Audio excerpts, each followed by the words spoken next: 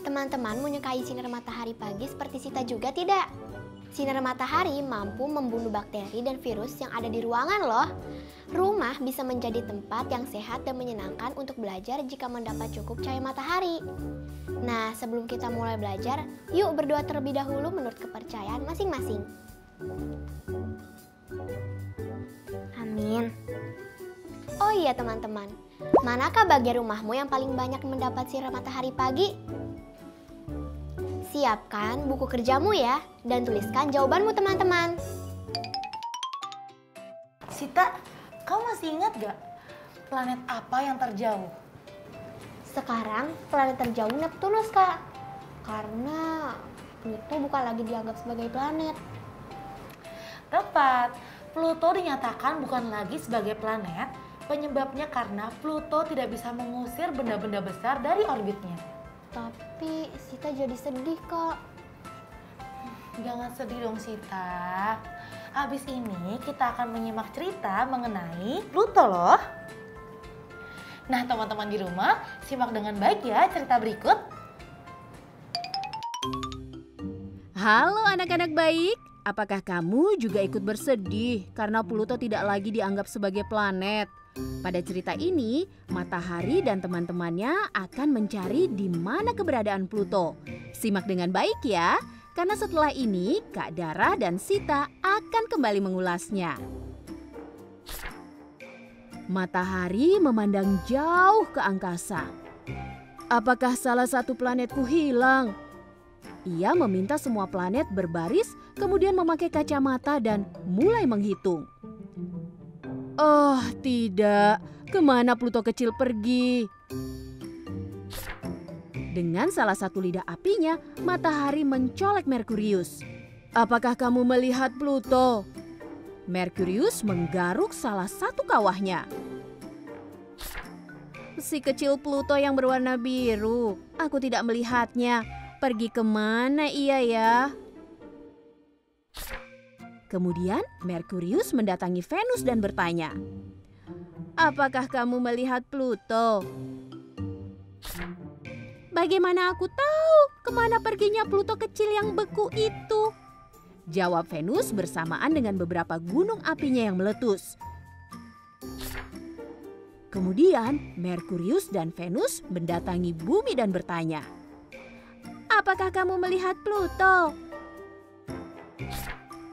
Ombak di samudera naik dengan cemas di permukaan bumi. Pluto yang punya orbit tak biasa itu. Ia balik bertanya. Entahlah, aku tak yakin pernah melihatnya. Kemudian Merkurius mendatangi Mars dan bertanya, apakah kau melihat Pluto? Kemudian Merkurius, Venus, Bumi, dan Mars mendatangi Jupiter dan bertanya, apakah kamu melihat Pluto? Jupiter berputar dengan cepat mencari Pluto ke segala arah. Rotasi Pluto sangat lambat, sudah lama aku tidak melihatnya. Kemudian Merkurius, Venus, Bumi, Mars, dan Jupiter mendatangi Saturnus. Mars bertanya, apakah kamu melihat Pluto? Saturnus berputar di dalam cincinnya sebelum menjawab. Oh, si Pluto malang dengan gravitasi paling lemah di antara kita. Aku tidak melihatnya dimanapun. Lalu Merkurius, Venus, Bumi, Mars, Jupiter, dan Saturnus mendatangi Uranus dan bertanya, apakah kamu melihat Pluto? Uranus yang sudah sangat ingin tidur menggeliat dan menguap kemudian berkata, tidak, seandainya ia ada di sekitar sini, aku bisa menghitung ke-5 bulannya untuk membantuku terlelap.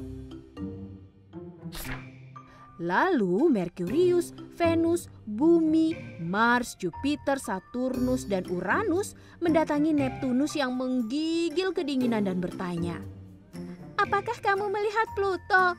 Ia tetangga terdekatmu. Pasti kau tahu kemana ia pergi.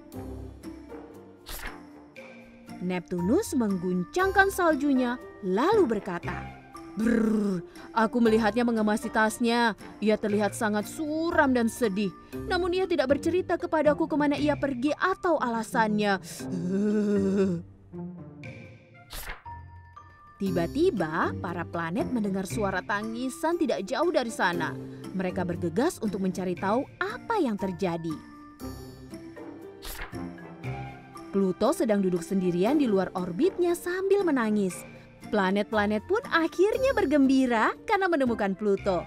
Mereka pun bertanya kepadanya mengapa ia menghilang.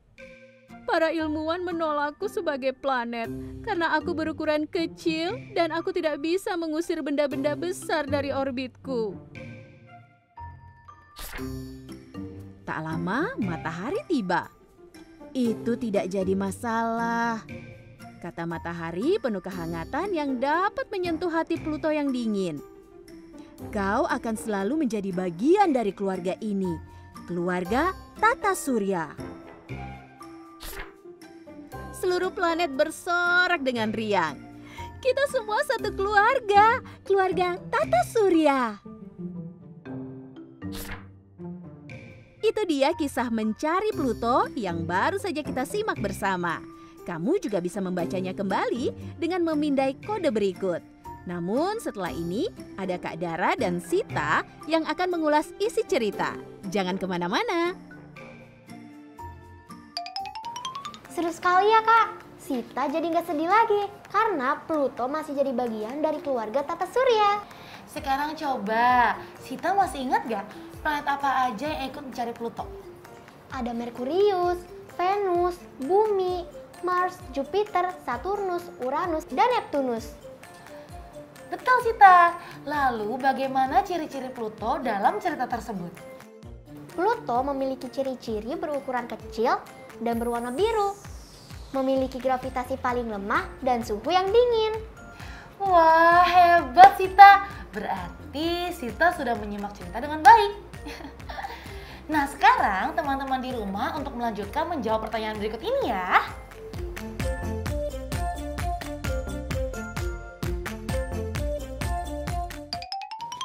Setelah tadi kita menyimak cerita, Sita ingin mengajak kamu membuat gambar susunan planet di akhir sesi belajar kita. Nah, untuk membuat proyek gambar susunan planet dan matahari, ada yang harus disiapkan teman-teman. Pertama, bahan dan alat yang perlu kamu siapkan adalah kertas untuk dasar, boleh warna hitam atau diwarnai dengan cat hitam. Kemudian pewarna, kertas putih untuk menggambar planet dan matahari, gunting, dan lem. Untuk selanjutnya, kamu bisa membuat rencana langkah kegiatan sebagai berikut. Buatlah tabel sebagai berikut, kemudian tulislah nama planet beserta warnanya. Tambahkan kolom menggunting dan menempel.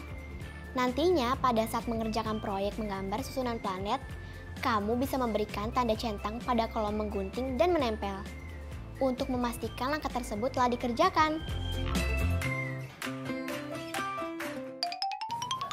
Nah Sita, jadi kakak ada sedikit latihan nih untuk kamu. Nih ya, sebelum kita masuk ke materi numerasi, enaknya kita coba untuk memecahkan soal tentang peletakan titik berbelok dulu gak sih? Sekalian untuk memasang otak dulu Sita, mau gak? Boleh Kak. Oh, peletakan titik pada lintasan seperti materi sebelumnya ya Kak? Yap, betul sekali. Kamu masih ingat gak Sita? Agak lupa sih Kak. Boleh dong diulas lagi Kak. Nanti kalau adik udah inget, adik coba teruskan deh. Bisa aja deh kamu. Ya udah kalau gitu sebelum kita mulai, kita siapkan dulu potongan tali dan penggaris untuk menyelesaikan latihan ini ya. Sekarang kalian coba perhatikan layar dengan seksama ya. Ada sebuah tabel data yang berisi titik-titik yang nanti akan kita letakkan pada lintasan. Kalian gambar dan tulis dulu tabel dan juga lintasannya ya. Dan nanti kita coba bahas bersama. Sudah teman-teman? Sita juga sudah? Udah dong Kak. Yuk Kak, kita coba bahas. Oke, nah potongan tali tadi coba kita rentangkan dulu ya. Pertama kita ambil penggaris yang sudah disiapkan. Nah, kemudian letakkan ujung tali pada titik 0 penggaris. Ambil talinya dulu ya. Setelah itu rentangkan tali sampai pada titik angka 10. Sudah Sita? Udah dong. Karena pada lintasan jaraknya dari 0 km sampai 100 km, ini bisa kita gunakan konsep perbandingan sehingga 0 cm sampai 100 cm pada penggaris sama dengan 0 km sampai 100 km pada lintasan. Setelah kalian rentangkan, coba buatlah titik-titik pada tali tersebut ya. Pada titik 10 cm adalah 10 km. Kemudian titik 20 cm berarti 20 km. Kemudian kalian urutkan sendiri sampai pada titik 100 cm yang berarti 100 km. Nah setelah kalian beri titik, coba kalian tempelkan pada lintasan yang sudah kalian buat. Usahakan lintasan yang ada pas dengan tali yang sudah diberi titik ya. Jika lintasan terlalu panjang, maka kurangilah panjang lintasannya. Jika terlalu pendek, tambahkan panjang lintasan. Setelah tali dan juga panjang lintasannya sudah sesuai, tinggal kalian lihat lagi tabel yang sudah kalian tulis. Di sini titik A ada pada 50 km. Nih, kita taruh di sini Sita. Kalian tinggal letakkan bendera A pada titik 50. Kemudian titik B ada pada 10 km. Kita ambil benderanya, kemudian kita taruh. Nah, jadi tinggal kita sesuaikan titik B dengan titik 10 pada tali. Sampai di sini.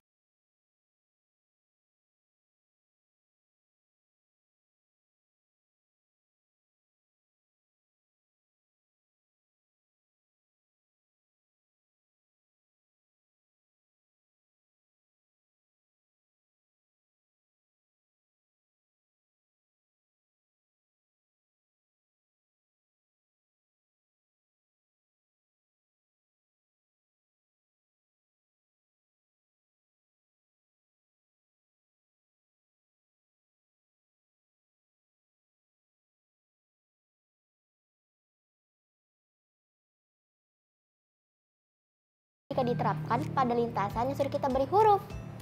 Nah, jika mau sederhananya seperti ini ya titik-titik pada lintasannya. Begitu kan ya Kak? Tepat sekali Sita. Hebat loh kamu udah paham. Nah kalau teman-teman di rumah gimana? Mudah bukan penempatan titik-titik pada lintasan berbelok ini? Mantap! Nah Sita, setelah ini kita akan lanjut materi numerasi nih. Sebelum masuk materi, kakak mau mengingatkan, nanti kita akan ada percobaan menggunakan mistar ukur atau penggaris dan juga pensil ya untuk keperluan pemahaman materi. Dari sini kelihatan bukan kalau materinya nggak kalah asik? Jadi jangan kemana-mana ya. Wah, siap Kak. Teman-teman di rumah juga jangan kemana-mana dulu ya, tungguin kita.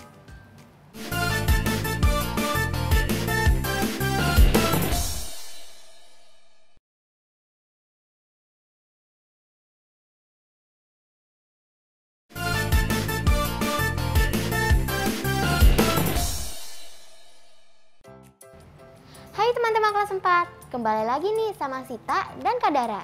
Gimana nih, kalian masih semangat gak buat lanjut materi? Oh iya, kalian masih inget gak Kak Dara tadi minta kalian untuk menyiapkan alat percobaan? Masih dong ya pastinya, emang mantap. Aku juga habis mencari pensil yang pendek nih, buat percobaan nanti, biar lebih mudah percobaannya. Nah, percobaan yang menggunakan mistar ukur atau penggaris dan pensil ini kita siapkan dulu di atas meja ya. biar bisa langsung kita terapkan saat percobaan. Ya udah yuk, kita langsung mulai aja percobaan ini.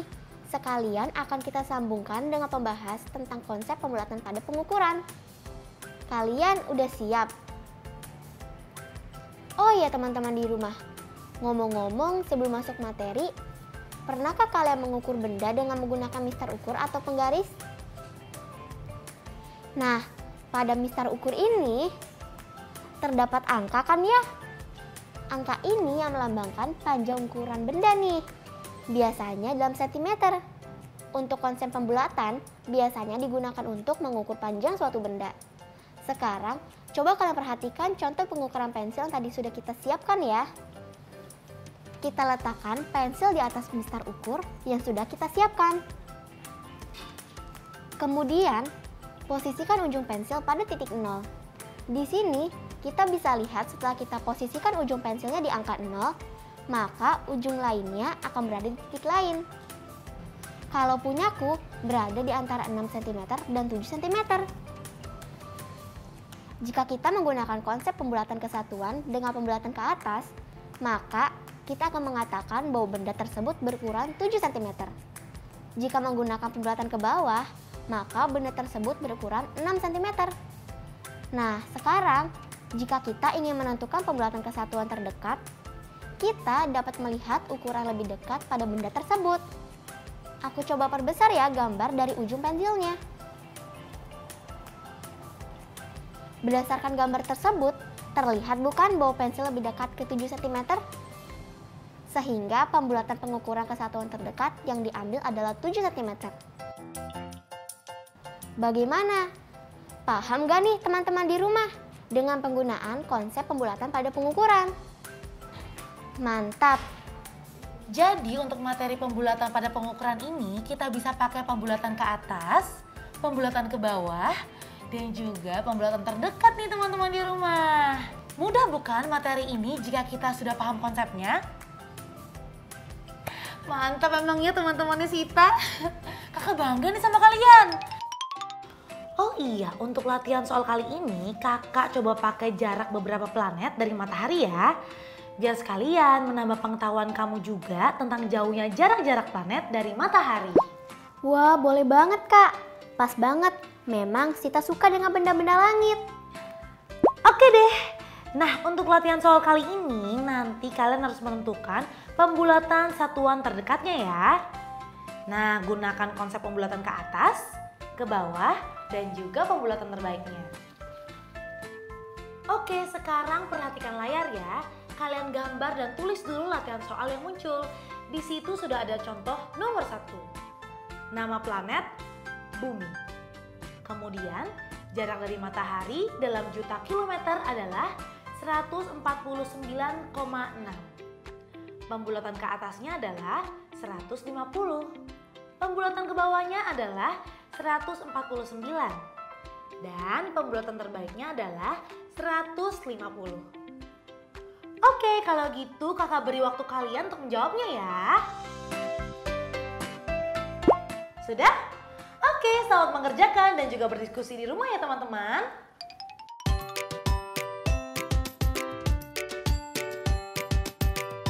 Halo teman-teman, sekarang saatnya kita membuat proyek mingguan yaitu menggambar susunan planet dan matahari. Bahan dan alatnya ada kertas berwarna hitam atau kertas yang diwarnai hitam. Pewarna boleh krayon, pensil warna, atau cat air. Kertas putih untuk menggambar planet dan matahari, serta gunting dan lem. Setelah kita menyiapkan semua bahan, langkah pertama ambil kertas berwarna hitam untuk kita jadikan dasar luar angkasa. Selanjutnya, kita bisa membuat 8 garis putih melengkung sebagai garis oranye.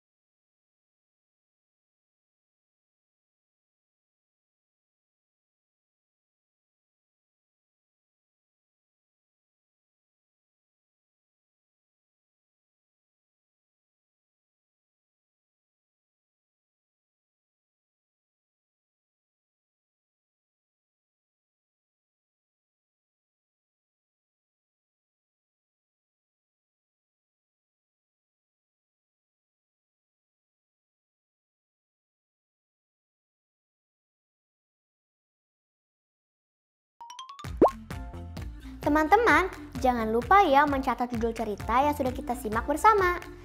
Seperti hari ini, kita menyimak cerita berjudul Mencari Pluto.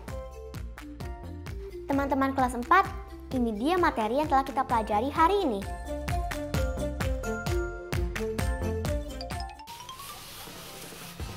Nah teman-teman, selesai deh perjumpaan kita hari ini. Walaupun agak sedih, tapi aku senang deh Kak. Karena dapat banyak ilmu baru hari ini. Iya dong, jangan pernah bosan untuk belajar dan mencari ilmu ya. Dan ingat, selalu jaga kesehatan kamu dan juga keluarga di rumah ya. Dengan menerapkan 5M, yaitu mencuci tangan, Memakai masker, menjaga jarak, menghindari kerumunan. dan mengurangi mobilitas. Sampai jumpa lagi teman-teman. Dadah! Sekarang tetap belajar dari rumah ya teman-teman. Ingat, jaga jarak, rajin mencuci tangan, dan pakai masker agar kita mencegah penyebaran COVID-19. Sampai jumpa!